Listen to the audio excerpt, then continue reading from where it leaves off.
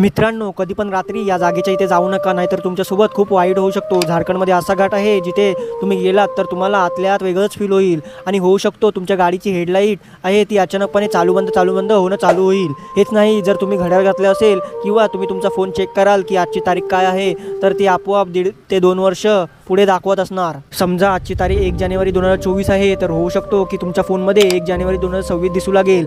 या थैमारा घाटाजवळची जो लोक राहतात, जेव्हा त्यांना विचारलं जातं तर ते सांगतात की त्या जागेवर कोणतीतरी दैवी शक्ती आहे, ज्या कारणामुळे हे सगळं होत आहे। अगदी जे लोक या रोड जवळून जातात रात्रीच्या वेळी, ते लोक असे दावा करतात की अचानकपणे तिकडे कोणती अनोखी वाई दिसते।